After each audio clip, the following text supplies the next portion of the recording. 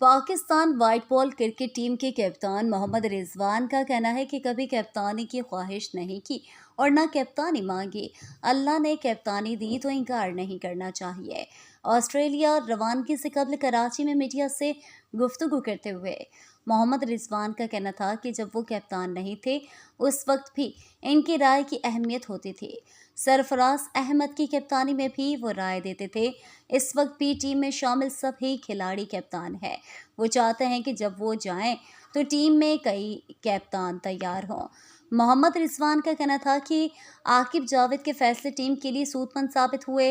ये बात पहले भी कही जा रही थी कि स्पिन पैचेस बनाकर होम सीरीज में कामयाबी हासिल कर सकते हैं, लेकिन ऑस्ट्रेलिया की पेचेस आकिब जावेद के हाथ में नहीं है।